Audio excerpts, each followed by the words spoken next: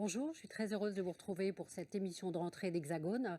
On s'était quitté fin juin, il s'est passé beaucoup de choses en politique et nous allons en parler aujourd'hui avec notre invitée Najat Vallaud-Belkacem. Bonjour, Bonjour, comment allez-vous? très bien, merci. Alors je ne sais pas s'il faut vous présenter, je ne pense pas tout le monde vous connaît, mais on va rappeler deux, trois éléments de votre biographie. Vous êtes né en 1977 au Maroc. Vous êtes venu en France avec votre famille, rejoindre votre père, et vous avez été naturalisé en 1998. Vous avez grandi à Amiens, vous y avez fait vos études excellemment. Vous êtes rentré à Sciences Po Paris ensuite. Et puis, vous vous êtes engagé en politique, nous allons y revenir ensuite. Dès 2012, vous devenez ministre, mais avant ça, vous êtes élu local à Lyon. Vous occupez plusieurs ministères, d'abord l'égalité homme-femme, et puis la ville, si je ne me trompe pas, et ensuite le poste d'éducation. Et puis en 2017, élection d'Emmanuel Macron, vous quittez la scène politique. Vous nous expliquerez tout ça tout à l'heure. Mais vous savez, cette émission s'appelle Hexagone, alors je voudrais d'abord vous demander ce que je demande à chacun de mes invités. À quoi pensez-vous? Qu'est-ce qui vous vient à l'esprit quand je vous dis le nom France? Waouh. Plein de choses à vrai dire. La la République française. Je pense que c'est intimement lié à ce Alors, à quel pays. moment vous avez pris conscience de cette idée de République française? Parce que vous pouvez pas parler de la France sans avoir, aussitôt en tête la devise liberté, égalité, fraternité, bah, je sais pas, c'est un ensemble de valeurs qui accompagnent ce pays. C'est l'universalisme, c'est les droits de l'homme, c'est, tout ce qui fait qu'on y est attaché. Et donc, quel est votre rapport à la France aujourd'hui? Est-ce que vous pensez qu'il peut être différent du fait que vous soyez né dans un autre pays, que vous soyez né au Maroc? Je pense qu'il est à la fois plus intense, j'ai la faiblesse de le penser, c'est-à-dire que d'une certaine façon, on l'a choisi ce pays, hein. C'est pas comme quand on est au hasard quelque part. Ma famille l'a choisi quand elle a pris la décision de le rejoindre. Nous, les enfants, en épousant, sa langue, sa culture, ben, on a choisi tout cela aussi, même si on n'avait pas vraiment le choix, mais quand même, on avait un sens aigu de ce que signifiait, l'éducation, parler le français, la littérature et cetera. Donc oui, c'est une notion de choix, donc c'est intense et aussi exigeant d'une certaine façon le regard qu'on porte, sur ce pays, précisément parce qu'on sait ce qu'on y a mis comme, aspiration, comme espoir et donc on cherche à l'améliorer en quelque sorte. Est-ce que c'est vous dites, on cherche à l'améliorer, est-ce que c'est pour cette raison que vous êtes engagé en politique? Oui, je crois et c'est pour cette raison aussi que ce soit en politique ou pas, parce qu'aujourd'hui je suis davantage dans l'univers associatif, mais c'est un autre type d'engagement. Il y a cette, intranquillité qui me poursuit en fait et ce depuis le plus jeune âge parce que conscience de bien des dysfonctionnements. Précisément le parcours de migration que vous évoquiez tout à l'heure, il vous impacte. De toute façon, tout ce qui se passe dans votre enfance vous impacte profondément et fait l'adulte que vous êtes.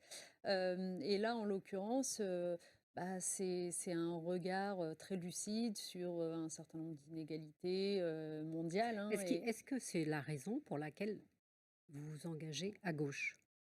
oui, parce que je crois que les gens de gauche sont les plus intranquilles des gens engagés en politique. Parce que je crois, d'après ce que j'ai vu depuis des années maintenant, que finalement, quand on est plutôt à droite, alors il n'y a pas de jugement de valeur hein, en disant ça, on a le droit d'être de droite et d'avoir cette vision de société-là, mais simplement, on est davantage dans une forme de conservatisme, donc de préserver l'acquis en quelque sorte, de faire en sorte que les choses ne changent pas parce qu'on les estime justes, légitimes, etc. Là où être de gauche, à mon sens, c'est vouloir au contraire ben, bousculer ce qui ne va pas dans ses acquis. Vous vous êtes engagé donc en politique en 2002, donc lorsque le Front national a accédé au deuxième tour, si je ne me trompe pas.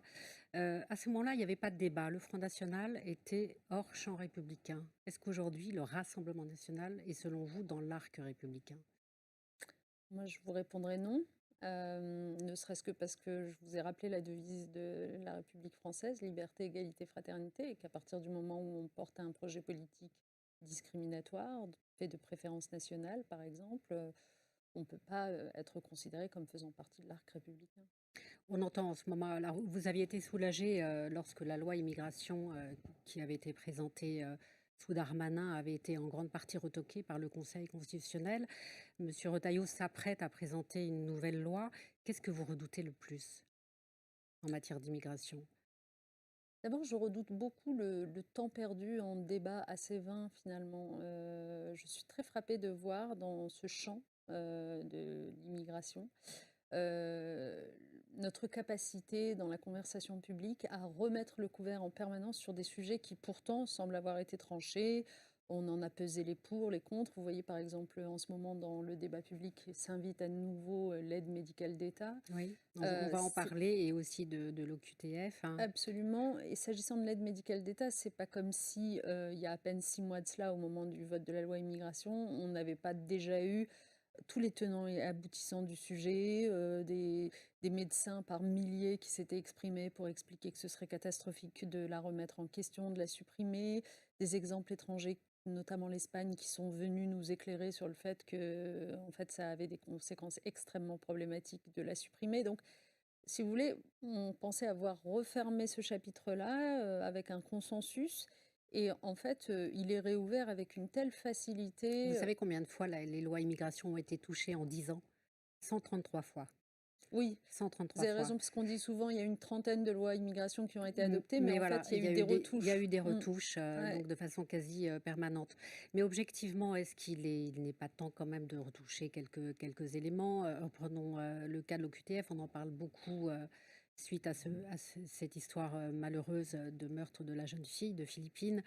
Est-ce qu'il y a des choses à changer? Est-ce qu'il faut allonger le temps de jours dans un centre de rétention? Est-ce qu'il faut augmenter les places dans les centres de rétention? 90 jours au maximum. La France est le pays qui a le temps minimum de rétention.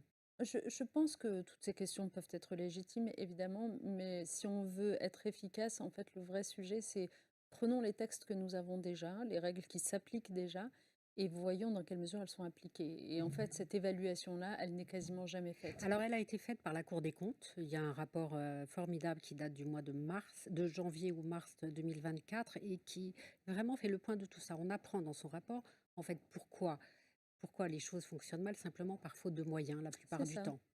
Le temps de l'administration est long parce qu'il n'y a pas assez de personnes. Mais vous connaissez la situation financière de la France. Est-ce que la France a encore les moyens de cette politique-là? Mais vous savez, quelles que soient les difficultés budgétaires de la France, on se donne des priorités. Et je pense que le mot sécurité revient souvent dans les discours politiques de l'ancien gouvernement, de l'actuel gouvernement. En fait, la question, c'est quelle efficacité mettons derrière ces grands slogans. Donc là, en l'occurrence, la sécurité, bah, ça passe, et on l'a vu avec cette tragique histoire, par le fait d'avoir suffisamment de moyens de police et de moyens dans la justice aussi pour que les règles de rétention que vous évoquiez, le fait d'appréhender un individu en temps utile, etc., soient rendus possibles. Et aujourd'hui, ça n'est pas rendu possible parce que toutes ces forces sont complètement dépassées par leur faible nombre. Et il y a tellement, moi je le vois à la tête de France Terre d'Asile, il y a tellement de situations qui traînent. Là, on parle encore une fois de cas extrêmes de violence et de crimes qu'il faut évidemment condamner et sanctionner le plus fort possible. Mais même dans des cas administratifs, j'allais dire plus classiques et plus banals, euh, les demandes d'asile sont instruites dans des délais qui sont beaucoup trop longs. Donc en fait, les gens s'installent sur le territoire d'une certaine façon, dans une espèce d'attente, de flottement. Et puis après, quand la demande d'asile est refusée, les gens sont déjà là. C'est très compliqué de savoir ce qu'on va en faire. On ne met pas les moyens suffisants pour leur apprendre le français en temps utile. Donc du coup, vous avez des gens qui ne parlent pas la langue du Oui, alors pays. vous le dites dans la mesure où on n'a pas les moyens, est-ce que effectivement il ne faut pas accélérer le nombre de reconduites? Mais de toute façon, moi, je pense que vous trouverez peu de personnes qui vous diront nous ne devons pas reconduire les personnes sous OQTF. C'est Enfin, je veux fini, dire, la gauche n'a plus d'angélisme en matière mais d'immigration. je suis même pas sûre qu'elle en ait jamais eu. Enfin, euh, ce que nous disons, en revanche, pour que ce soit très clair, c'est regardons ce qu'on range derrière le mot obligation de quitter le territoire français. Ces OQTF, elles sont prononcées à l'égard de qui exactement? Et il se trouve, puisque vous évoquiez des rapports, que de nombreux rapports démontrent que nous sommes le pays européen qui en délivre le plus, 135 000 par an à peu près. C'est beaucoup plus qu'en Allemagne, par exemple, en Espagne, C'est 30 etc. 000 en Allemagne, oui. Absolument. Donc, en fait, on en délivre tellement que, par définition, on en délivre, y compris contre des gens ben, dont c'était peut-être pas la première urgence que de leur imposer une OQTF, parce que, par exemple, un étudiant qui n'a pas encore fait la démonstration, qu'il a eu son diplôme, etc., est-ce qu'il faut mettre tout de suite une OQTF? En revanche, un criminel, un délinquant, quelqu'un dont clairement on ne veut pas, pour des raisons légitimes, oui, il faut mettre des OQTF. Et si on avait moins d'OQTF délivrés, je crois qu'on serait plus efficace dans l'exécution de ces OQTF. On va voir ce que présente le débat. Vous avez vu, il y a un nouveau gouvernement, plutôt à droite. Est-ce que vous vous dites à un moment, on a quand même raté quelque chose à gauche? On aurait peut-être pu avoir Bernard Cazeneuve. On l'a peut-être pas assez soutenu pour qu'il occupe le poste, de Premier Non, ministre? non, je me dis vraiment pas ça parce que moi je ne suis absolument pas dupe des manœuvres permanentes du président de la République. Enfin, je veux dire, On l'a quand même pas, ouais, trouvé très soutenu par la gauche. mais il m'apparaît très clairement que depuis le début de cette histoire, le président de la République ne voulait pas voir la gauche, quelle qu'elle soit, quelle qu'en soit l'incarnation, exercer le pouvoir. Et pour une raison que j'arrive à comprendre intellectuellement, c'est-à-dire que, en fait, quelle était la force politique qui allait s'inscrire le plus en contradiction avec ce qu'avait réalisé jusqu'à présent Emmanuel Macron, et notamment en matière de politique économique, fiscale, sociale, c'était la gauche qui s'apprêtait à vouloir détricoter la réforme des retraites, la réforme de l'assurance chômage et tant d'autres, à revoir les règles de fiscalité. Donc, si vous voulez, j'arrive intellectuellement à comprendre qu'il ne veuille pas qu'on détricote son héritage. Mais ce faisant, il s'est joué des règles de la démocratie, parce qu'il n'a absolument pas écouté la voix des urnes, et il a finalement, dans son bureau, tout seul, fait le travail qui aurait dû être fait au Parlement, en toute transparence, de composition de coalition. C'est vrai que la gauche avait, le Nouveau Front populaire, une majorité trop relative pour sans doute exercer le pouvoir toute seule, sans se faire censurer très vite. Mais c'était à elle que revenait de construire sa coalition avec qui l'aurait voulu au sein de l'Assemblée, y Ça n'a pas compris été les le cas. centristes. Et en fait, Emmanuel Macron n'a pas laissé ce travail démocratique se faire. Donc, moi, non, je ne veux pas vraiment nous flageller. Moi, je pense que aujourd'hui, nous sommes dans une situation ubuesque où finalement, nous avons un gouvernement composé de gens qui ont perdu les élections, que ce soit la droite elle-même naturellement, mais aussi la Mmh. Macronie. Le parti, de Et droite qui est puis, arrivé 5e, dans l'ordre exactement, d'arrivée. ce qui est quand même un Mais comble. aujourd'hui, donc, nous avons un Premier ministre, Michel Barnier. On a l'impression qu'il est plutôt de bonne constitution, qu'il essaie quand même de réussir quelque chose. Qu'est-ce que vous dites aujourd'hui? C'est on va l'empêcher à tout prix ou au contraire, il faut l'encourager? La France est quand même dans une situation difficile. Alors, je ne sais pas si vous vous adressez à moi en tant que de Non, c'est gauche vous, ou à oui, moi vous en la tant que gauche. Oui, citoyenne. parce que vous Parce n'êtes que pas à moi, l'Assemblée, donc voilà, moi je c'est suis vous pas à de gauche. l'Assemblée, donc, Oui, mais bon, ce que je peux vous en dire, c'est qu'à l'Assemblée, le nouveau Front populaire, bien sûr, s'apprête à ne pas accorder sa confiance et à et à voter la censurer censure, hein. ce gouvernement, pour des raisons qu'on comprend très bien, je viens de les expliquer. Euh, Moi, en tant que citoyenne, au-delà de cela, je suis extraordinairement inquiète, parce que ce qui se joue là, et qui aura des répercussions dans la durée, c'est la plus que banalisation, normalisation, c'est même la centralisation de l'extrême droite. Il faut vraiment bien le comprendre, dans le sens où finalement ce qui fera tenir ce gouvernement de Michel Barnier, c'est la tolérance amicale de Marine Le Pen, et on en a vu encore quelques illustrations récemment, lorsque Michel Barnier s'est pris de l'appeler pour lui demander d'excuser son ministre de l'économie, son jeune ministre de l'économie qui avait fait sortir le Rassemblement national de l'arc républicain.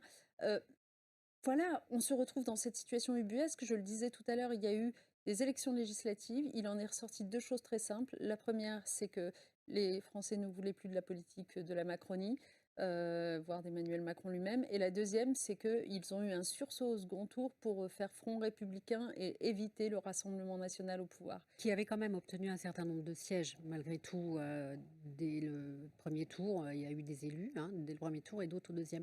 Qu'est-ce qui s'est passé, selon vous, depuis 2002, pour que le Front National soit vraiment un parti rejeté pour être aujourd'hui, comme on le disait tout à l'heure, non seulement considéré par certains dans l'arc républicain, mais aussi comme un parti quasiment comme les autres? Je pense que savez, on parle souvent, de la fenêtre d'Overton, l'ouverture de la fenêtre d'Overton. Il s'est passé ça, c'est-à-dire que sa normalisation est venue du fait que d'autres partis dits républicains se sont appropriés ses termes, sa rhétorique, son logiciel de pensée, au-delà des partis en question, Donc vous et voulez dire notamment qu'à à force de droite. vouloir lui ressembler, Bien sûr, finalement, on le fait bah, monter? on amoindrit sa dangerosité puisque finalement ça devient classique, en fait.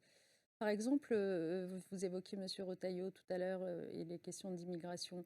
Le signe égal mis entre immigration et insécurité, c'est pas quelque chose, si spontané que ça, de si normal que ça. En fait, la première fois qu'on en trouve trace dans notre débat public, c'est, dans, le discours de Nicolas Sarkozy à Grenoble, qui était dans les années 2000, je crois que ça devait être 2008. Ça a été pour moi les prémices d'une droite qui reprend à son compte, oui, cette rhétorique de l'extrême droite. Et petit à petit, ce signe égal entre ces 2 termes, il s'est installé, avec, forces médias qui ont beaucoup, manœuvré en la matière aussi. Et aujourd'hui, d'une certaine façon, ça fait partie des présupposés. Et donc, l'extrême droite, quand elle s'exprime sur le sujet, on n'a pas l'impression, que ce soit scandaleux ce qu'elle dit, puisque d'autres le disent si souvent. Donc je pense que c'est ça qui l'a normalisé depuis le début des années 2000. Alors, je voulais vous parler d'un sujet qui vous tient quand même très à cœur, puisque vous avez aussi écrit sur ce sujet et je le disais, vous avez été ministre de l'Éducation, le ghetto scolaire, que vous avez écrit avec François, Dubé. Est-ce qu'aujourd'hui la France offre encore une égalité des chances? Je le remontre. Je pense que,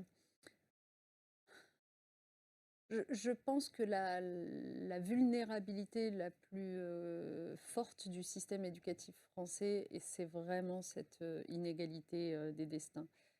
Parce que en réalité, nous avons un bon système éducatif. On le critique souvent, enfin, vous voyez à quoi ressemble le débat sur le sujet. Il nous est quand même envié à l'étranger. Par contre, là où nous sommes franchement, Vous êtes sûr, de ce que vous dites quand vous dites qu'il est envié à l'étranger? ouais, je le crois, je le Parce crois. qu'on n'est pas toujours les premiers dans les classements. Oui, je sais, mais vous voyez, par exemple, je discutais récemment avec un observateur américain, et on comparait, les systèmes, scolaires, américains et français. Et Bon, ce qu'on compare, c'est la gratuité, plus que oui, la qualité. exactement. La gratuité, mais aussi, par exemple, le fait d'avoir des cours de philosophie en terminale, tout le monde n'a pas ça. Le fait d'avoir aujourd'hui un enseignement moral et civique. Donc, c'est en fait, c'est à la fois sur le plan théorique, c'est un système qui apporte plus. Donc, dans la comparaison que je faisais avec mon interlocuteur américain, sur le plan, du savoir, on a le sentiment quand même que c'est un système qui peut apporter de l'excellence plus qu'ailleurs en réalité. Et sur le plan de tous ces autres apprentissages, voilà, qui font partie aussi de la définition d'un citoyen, on apporte plus en France. Donc en fait, on n'a pas à rougir de notre système. Ce dont on a à rougir, c'est de regarder les différences de destin qui existent en fonction des À destins cause des scolaires, ghettos des scolaires. catégories sociales, de l'origine sociale. Et ça, ce qui ne va pas du tout, c'est que ça n'a fait que s'aggraver ce fossé entre les familles qui ont les moyens, les familles qui n'ont pas les moyens, et notamment parce qu'on n'a pas veillé à ce que les élèves se mélangent dans de mêmes établissements scolaires. Quand ils se mélangeaient, au fond, vous savez que les enfants, les élèves apprennent tout autant par leur père, PAIRS, que donc les autres élèves, que par leurs enseignants, etc. Et donc, du coup, c'est extrêmement important que leurs horizons puissent être étendus en fréquentant des élèves qui ne leur ressemblent pas. Or, de plus en plus aujourd'hui, il y a une espèce de surspécialisation, les pauvres avec les pauvres, OK, les alors riches avec les riches. OK, c'est le cas On- effectivement, hein, on peut parler de la Seine-Saint-Denis. Qu'est-ce qu'on fait alors aujourd'hui? Comment fait-on pour régler ça? Alors, tout l'objet de ce livre, c'est de dire qu'on peut faire des choses, précisément parce qu'on a l'impression que c'est le tonneau des Danaïdes, que c'est tellement compliqué, que les parents ne veulent pas, que les enfants se mélangent, qu'ils vont contourner tout ça, aller vers le privé, etc. Et donc, ce qui est raconté dans ce livre, c'est une série d'expérimentations que j'avais lancées quand j'étais ministre de l'Éducation et qui ont mis des années à produire leurs effets et qu'on sait évaluer scientifiquement aujourd'hui où on a vraiment opéré des rapprochements entre collèges, donc c'était à l'échelle du collège, entre collèges plutôt aisés, plutôt défavorisés, où on a mélangé les élèves dans plusieurs villes, à Toulouse, à Paris, enfin dans plein d'endroits, et on raconte ce que ça a produit, donc à la fois sur les résultats académiques des élèves concernés, La mixité, le fait de se mélanger, ça améliore les La mixité résultats scolaires, sociale, oui. absolument. Social, oui, mais aussi sur le climat, l'indiscipline, le fait que, en fait, quand vous mélangez les élèves, bah, vous organisez moins ce qu'on a aujourd'hui trop souvent, c'est-à-dire une contre-culture scolaire. Aujourd'hui, vous avez des établissements ghettos qui se perçoivent comme tels, les élèves se perçoivent comme ghettoisés, et donc du coup s'y développe une contre-culture scolaire. C'est-à-dire qu'en fait, c'est mal vu d'être un bon élève d'une certaine façon. Et quand vous faites cette mixité, c'est ce qui est raconté, eh bien, le climat scolaire s'apaise. La façon d'être en société, la façon de se projeter dans le monde aussi s'améliore pour les élèves, avec une meilleure estime d'eux-mêmes, avec une plus grande capacité de Mais solidarité les uns à l'égard des autres, ce qui vaut d'ailleurs, enfin, ce qui est positif pour les élèves aisés comme les moins aisés. Donc, vraiment, je pense que c'est le nœud, le cœur de ce qui reste à faire dans que l'éducation. fait-on des élèves les plus perturbateurs?